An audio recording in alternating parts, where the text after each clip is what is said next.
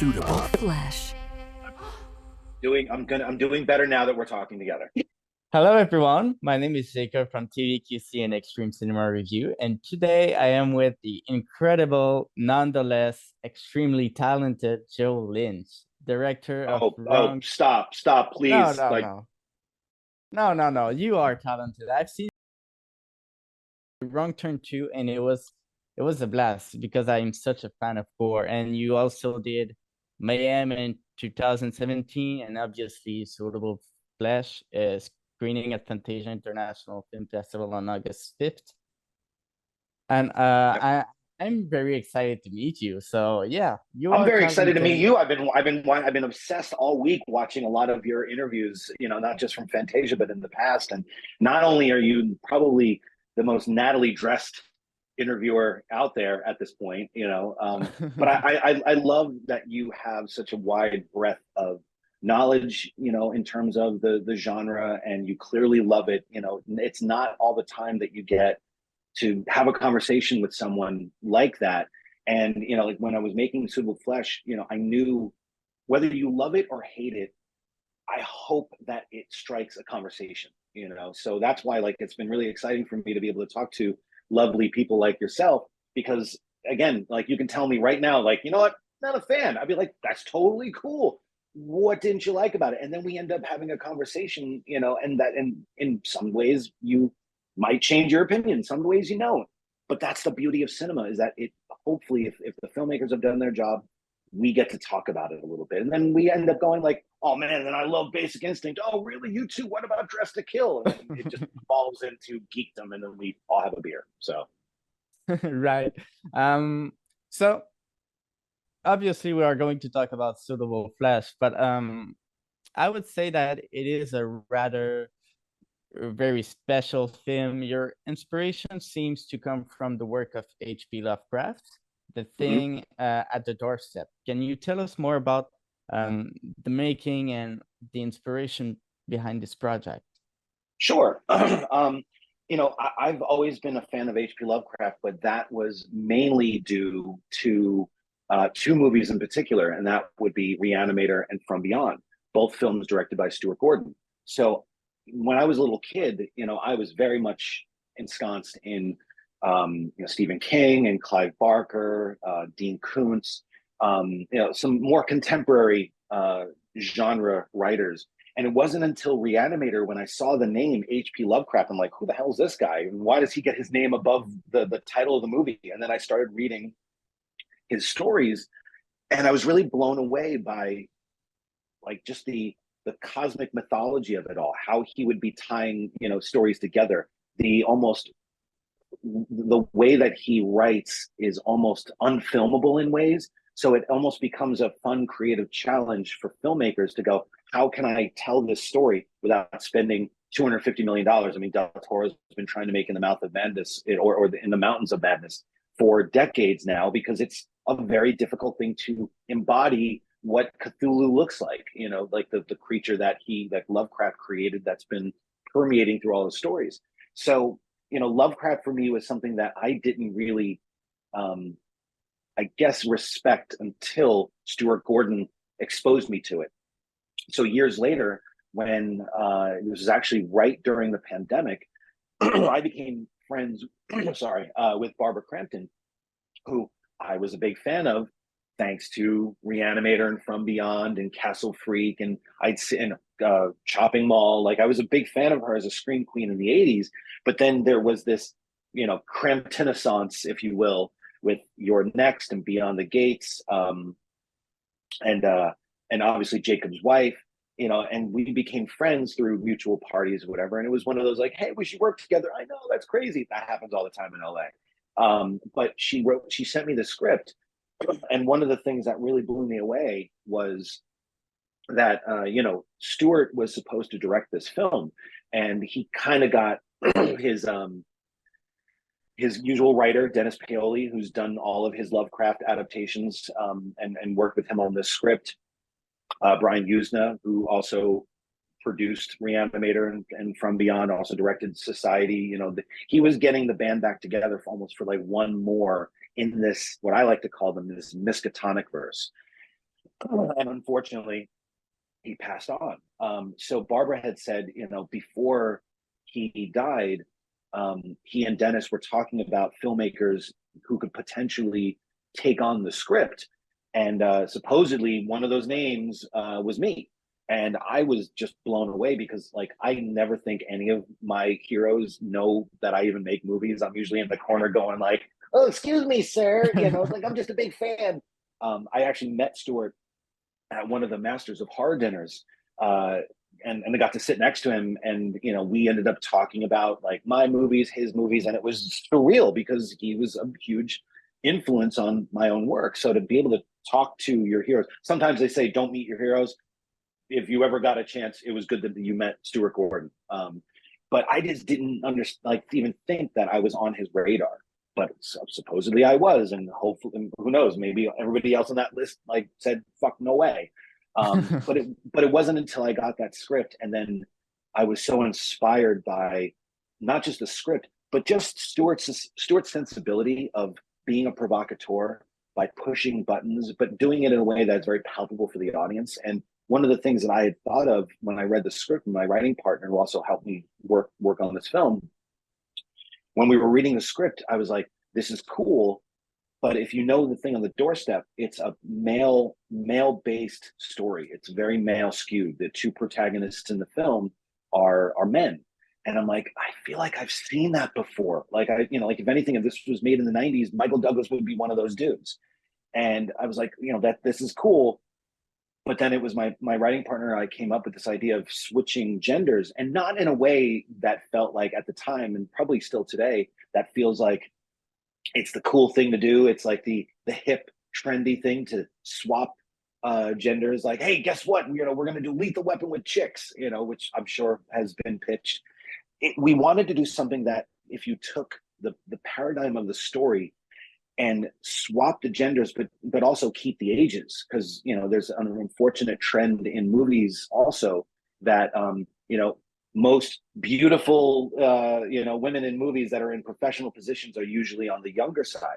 I'm like, well, I think older women are beautiful too, and they also have sexual needs, they have desires. So why can't we skew the story in a way that that keeps this as older women and still as friends, but but still employ the same themes that we were going to go for. And at first I thought they're not going to be down with this at all. Like, they're going to go to the next person on the list. And shockingly, they were like, you know what, that's a really good idea. Let's try that. And then after that, we were kind of off to the races. And from there, then we made the movie. So. Wow. And Suitable Flesh. I love the name. It's very literal about film. How did you come up with the idea for this title? I was actually in this room. We're actually in my edit room, my edit suite, which is actually Adam Green's production company, where we also record our podcast, Movie Crypt. This is the edit room that we have in the office where we cut Suitable Flesh. And originally the story was The Thing on the Doorstep, and I kept saying to myself, it doesn't really roll off the tongue, like, yes, I'm sure Lovecraft fans are going to be like, well, you got to use that title. That's it's the original title. But you know what? Reanimator was not called Reanimator. It was called Herbert West Reanimator, So I felt like there was a little bit of license to be able to kind of tweak things a little bit. And I think the word flesh itself is a very sexual word, just the way you say it, flesh. I thought like that, there's something about that word that I felt fit where we were going with both the script and then the production and then the edit. And I remember walking back into the edit when I was here one day, and I just went, suitable. Actually, if you think about it, the entity that is swapping bodies for their own gain, and a lot of times very nefariously sexual gain, he's trying all these bodies on like suits. Suitable flesh next. And I like ran back in here and went, I got it. Oh my God, I got the name. It took a little convincing to the producers because I think that they were a little bit scared of using the word flesh, and rightfully so. Like, a lot of times, certain words aren't very marketable. Like I remember when Leviathan came out, this movie in the 80s called Leviathan. And I remember part of the reason why the studio later on said, like, that movie didn't do very well because no one knew what the fuck Leviathan was. And they didn't want to go up to the box office and say, excuse me, one for Leviathan, please. They couldn't say it. So there was a little bit of, skepticism over the title, but I just kept pushing it and pushing it. When we went into production, I made sure that they put it on the clapperboard just to kind of keep reminding everybody. It's like, I'm telling you, I think this is the word to use. And then ultimately they all relented. And now I don't think anyone can not hear, because there's something about, and I dealt with this with Mayhem. There's a lot of movies called Mayhem, and there's one, I think there's another one that's playing that Xavier Gens just directed, Yeah. that's called Mayhem with an exclamation point. I'm like, okay, all right. I guess we used it, but you don't have, licenses on words a lot of times. Even when you're making, like I did a remake of this movie called Point Blank. There was already a John Borman Point Blank that came out in the late 60s. So I really wanted to make sure with this one that we had a name that I don't think anyone could steal at this point, unless you're going to remake this 30 years from now, which would be very cool. So Suitable Flesh felt like you hear it and you're going to immediately think of this movie, for better or for worse.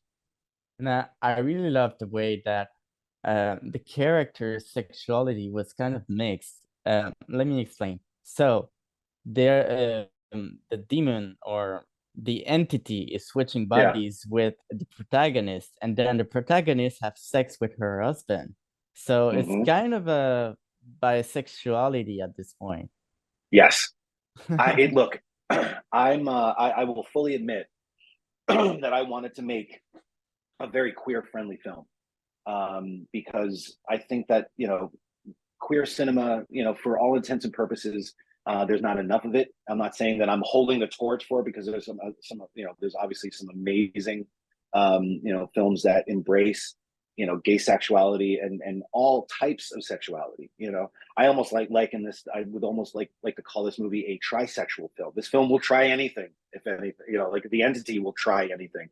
But it felt like there was something more intriguing about having these conversations like you and I are talking about right now, that is the entity gay?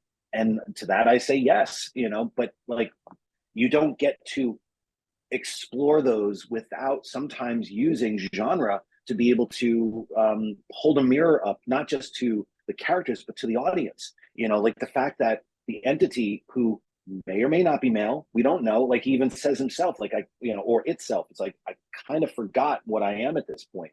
And the only reason why, or one of the only reasons why he's now leaning towards going female, so to speak, is because he knows like the future's female. It's like, oh yeah, you know what, I might have more opportunities here professionally if I stick in this body here. But like, we made sure that, like, we put into the script, when the entity has sex with Elizabeth's husband, Jonathan Sheck, it whatever thinks that feels better than it did, when it was using a penis before.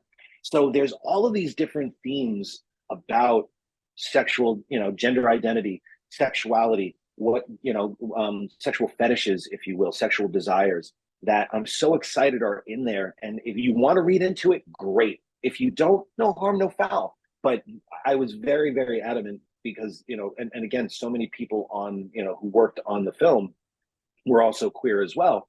I wanted to make sure that we employed elements and themes and stuff that's very explicit too, to make sure that this was a film that explored all sides of sexuality, not just the cisgender heterosexual norm that is so prevalent in so many movies these days. I was getting sick of it. It's like, I enjoy watching like queer cinema, for in all in all aspects. And I felt like, why not? Like, why not go down that route with with this film? And it felt like it was the perfect fit for this type of movie. What is your favorite scene in your movie? Okay. Well, I don't want to give too much away. Okay. But there's a scene, there's a kind of twofer scene in the third act of the film, that I lovingly call the smashing and the stabbing. And I'm sure you know what I'm talking about. But it's something that I've wanted to do. The first part, the smashing part, is something that I've wanted to do in a movie for like almost 15 years now. Ever since I Wow. bought a Prius, right? Like where a Prius was one of the first cars I ever had that had the backup camera. And I'm like, God, how great would it be to put that in a scene in a movie? And hopefully no one uses it. From the moment that I thought about it back in 2007, I kept praying to the cinema gods, going, please, no one use that that shot or that technique, in a movie. And I always had it in my back pocket. I think that's one of the fun things about being a genre filmmaker is that you're always coming up with, and this might sound a little fucked up or a little sadistic, but you're always coming up with cool kills. You're always trying to think of ways, because look, that's part of the reason why we love the horror genre, is to safely from a distance watch danger unfold, and unfold in very creative ways. You want to be able to say, like, wow, I've never seen that before. There's part of the reason why in the 80s slasher movies were so much fun, because it was all the filmmakers, whether it was the filmmakers themselves or the special effects artists, coming up with new and unique ways to dispatch horny teenagers, and like that was part of the fun. That's why you read Fangoria to go, I've never seen someone split in half like that. I mean, that was something that I did in Wrong Turn too, where it's like, I've never seen someone split in half in one shot and all the entrails come out. I've never seen that before. I want to see that. And we got to do that. So with this, I wanted to find some way to employ that idea that I had with the backup camera in this, and or in any film. And then when I read the script, I went, because if you know the story about the thing on the doorstep, there is a pivotal moment where one of the characters has to do anything they can to stop the entity in one body. Like, and in the short story, they fall out of a window, and then all these other things happen. And I was like, we could take that a step further, and we can do it in a way. And maybe if I'm lucky and I do my prep properly with everybody else, we can pull that shot off. And it was not easy, but shockingly, we made it work. And I still think like it's the moment that I'm always excited when I see the movie, because right now, at the time that we're talking, we just finished the movie for Tribeca, and that's only been a month ago. So I'm still like numb from the experience of making the movie, where it's hard for me to watch it, because all I sit there and go, oh crap, that's fucked up, and oh, I wish I did that differently. Oh, I don't know if that was right. You get desensitized to it. You don't get to watch it objectively. That's why, like, watching it with an audience, especially the Fantasia audience, which makes every film like a rock show if you're lucky. I want to see it with them, especially that scene. So with that, it's like, that's a moment that I want to see, and then right after it is the stabbing. And to be totally honest, again, without giving too much away, we were very rushed for time that night that we were shooting it. A lot of the time went to the smashing part. So we had like an hour left before before the sun came up. And after the sun came up, that was it. Like, we had to move location. I wasn't going to be able to get what I needed. And I learned a very valuable lesson on when I was working at Troma. This is one of my first jobs. Like, James Gunn started at Troma. I started at Troma. Maybe I'll become the head executive at a studio someday. Here's hoping. But one of the things that I learned from Lloyd Kaufman was, when in doubt, always have a watermelon on set. Why? Because there is something to be said about when someone is stabbing human flesh or a body. I've seen it before in movies where it's like there's nothing there and the person stabs and it's like, oh, like it doesn't look right. You need something to stop the torque in the hand from being able to, and then pull out again. You need to have that kind of physical motion, and you need something to be there. So I just happened to have a watermelon in my car when we were shooting, and I'm like, we had this very pivotal moment where someone's getting stabbed. I'm like, wait, hold on. I ran to my car, grabbed the watermelon, put it down. And we like literally fighting the sun as this moment is happening. And then we let that actor fucking go crazy. And we only had one shot, literally one angle. And then another angle of like just one angle of like the cause and then the effect, the gory effect.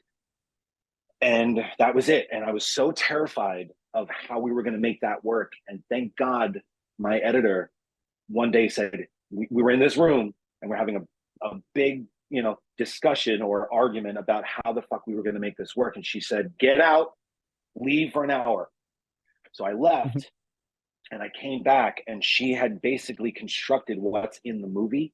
And it's something that I'm so like proud of, because in one hand you have the smashing, which is ostensibly like one take, and then the that's the smashing, and then the stabbing is more edits than I think you've ever seen in this movie. At the very least, it takes two completely different tempos and rhythms in the art of composition and editing, and puts them together all in one fell swoop. And every time I've seen that with an audience, it always gets a reaction. So yes, long-winded answer, those are my two favorite parts of the movie.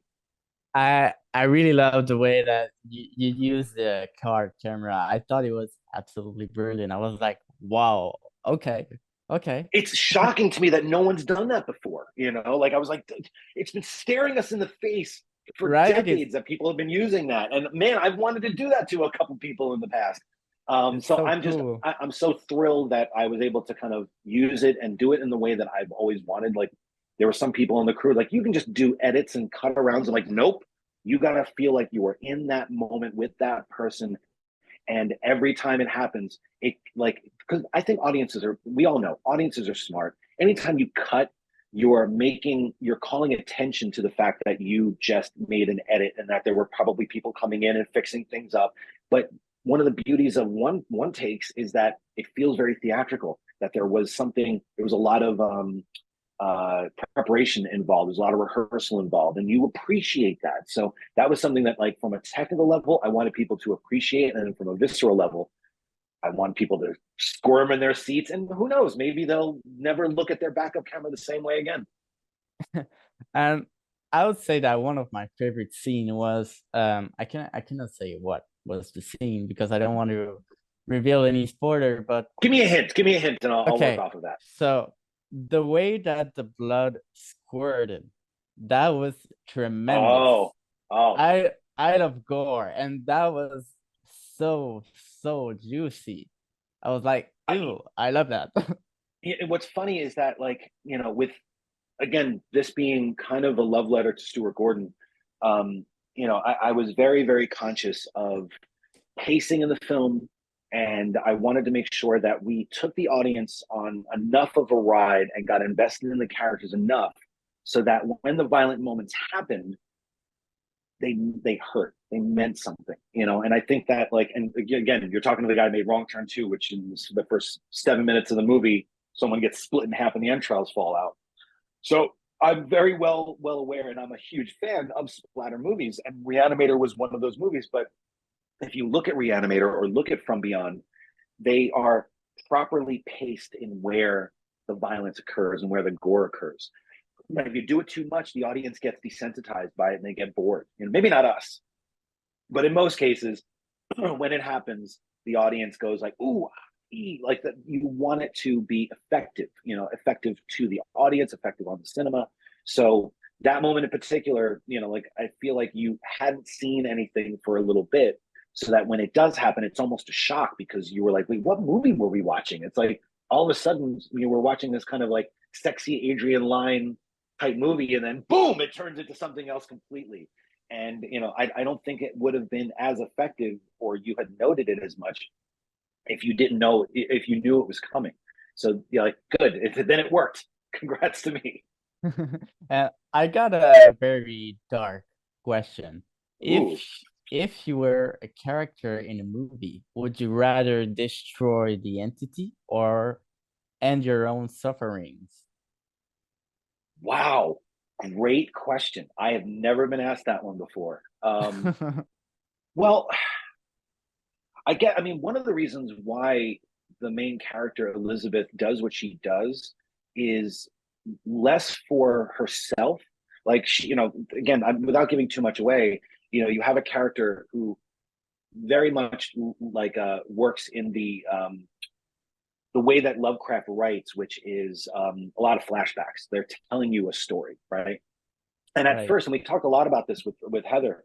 At first, she talks all about herself. She's very selfish in a way. It's like it's all about me, my perfect life, my suitable job, my suitable husband, my suitable career, whatever, my suitable life. And then by the end, she's and even like the choices that she makes in the first half of the movie are very selfish. So this in a way is kind of a cautionary tale. It's supposed to be like, well, this is what happens when you try to see what's greener on the other side. But by the end of the film, she's making more selfless decisions. She's doing it because she doesn't want anyone else in her life to be affected by what's going on. So in a way, she's kind of very much like Father Karras in The Exorcist, where he literally takes on Pazuzu and kills himself. Spoiler alert for anyone who's never seen The Exorcist, and shame on you if you haven't. But it is a very selfless act.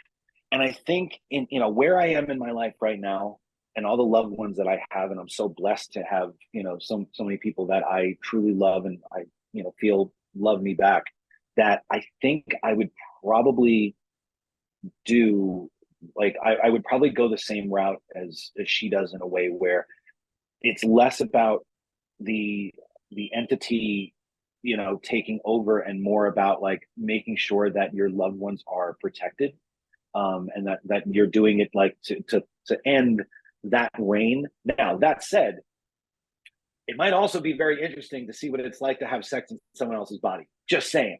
So maybe it's like on a temporary front, it might be like, huh, so that's what it's like. Interesting. It's like, wow, that's cool. But who knows? It might be very short lived and be like, all right, been there, done that. I tried it. But I think in the end, I think if I was put in that same position, I would want to do what's right for my loved ones. And well, you'll have to see the movie to find out what happens. Will you be there at Fantasia, or I you? will. Oh, look.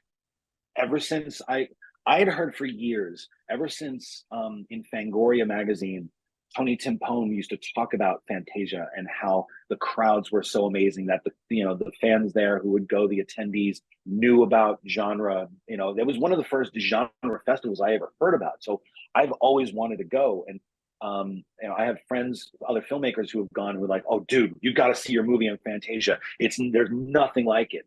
And when I went to go see Mayhem, I was there in attendance for Mayhem, and it was amazing. I felt like I was at a rock show, and I wasn't on stage. It was my movie, and I'm in the crowd going, "Woo!" It was crazy. So ever since then, I vowed I will never miss a Fantasia screening of one of my films, because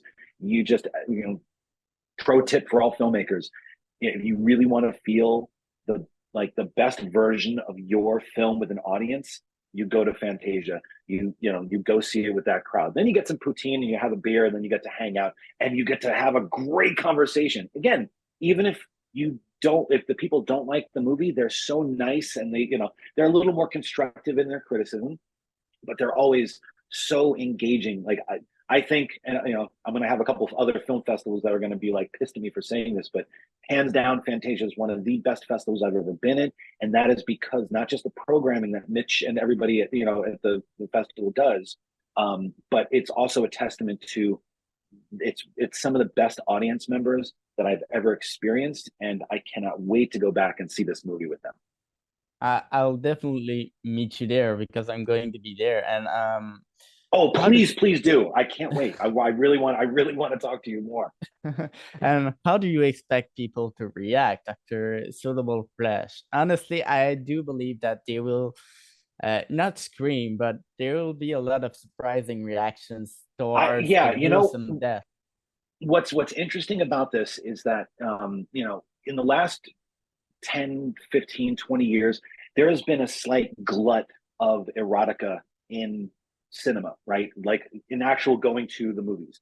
Now it's either you're in the confines of your own home, and you can just kind of pop up after, and you can just kind of do a search for whatever fetish you're into, and on Pornhub or what have you, and then you can kind of get your rocks off there. But it's been a while since we've seen movies with a crowd and watch people have sex like that. And what was interesting about a couple, like when we premiered it at Tribeca, and it was the first time we had seen it on the big screen, feeling the room and how people were kind of getting not uncomfortable, but they were kind of getting, it's getting a little warm in there. It's getting a little, getting a little hot around the collar. Like, and I loved it. It was so exciting to feel like, man, you know what? There's going to be a couple people who are going to get laid at the end, like after this movie. That's awesome. So you have that part, but then when you get to the third act, you know, all bets are off, and if anything. So honestly, like, you know, while I know it's not going to be the same kind of reaction that I got with Mayhem, I'm hoping that at the very least, audiences will kind of come away from that going like, I've never seen anything like that before. That was a crazy ride, kind of like a roller coaster, you know, like where you do have a lot of ups and downs, sometimes literally, a kind of, you know, a couple loop de loops. But you know, if somebody walks away from this getting all the feels, and if at least one couple has sex after the movie, I will feel like I did my job. And time flies so fast. I didn't see I haven't seen the time go. So I got one last question. Sure, absolutely. Um, do you have an idea of the release date with Shudder? Well, I don't have anything firm yet. Let's just say that uh, after Tribeca, the studio was incredibly happy with how the reaction was. And one of the things that was really exciting about it was that it didn't just appeal to horror fans, but it appealed to, you know, older audiences, you know, audiences. The reaction that we got from some people that came up to us after and said, like, I've never seen myself reflected in a movie like this particular demo. You know, had very rarely been catered to when it came to horror films or genre films. So I think the studio is really excited about kind of opening this up to a wider audience. Wink, wink, nudge, nudge. I can't really say anything just yet. So it's all kind of indicative of that. Also, let's like talk about the elephant in the room a little bit. But because of the strike, which, you know, I fully support, you know, we need all of our cast out there. I can't be the only one doing the dog and pony show because our union, you know, did their deal. We know that we need Heather and Barbara and Jonathan and Judah and Bruce. We need those guys to be able to promote the film. So I think that's going to be what dictates when the movie comes out, and whether that's theatrical or what have you, and then it goes to Shudder. So it's kind of TBD at the moment. So if anything, all I can say is if you're watching this or listening to this right now and you're not going to be at Fantasia, first off, how dare you? Secondly, it's going to be playing at a lot of other festivals on what we've been lovingly calling the Fleshtival tour in the next couple months. So if you happen to have a film festival that's playing in your town, or even maybe one that's 8 hours away, I guarantee you will have a hell of a night if you get to see it in a festival with a crowd. And who knows, you might get laid. Thank you so much for taking the time to talk with me. And I Oh, cannot Jacob, seriously, I'm a big fan. So like, please, when I'm out there, I'm only going to be there for, you know, like one night only. But when I'm there, please come up and say hi and let's hang out. Sure. It will be a pleasure. All right. Awesome. Have a good day. All right. Thanks so much.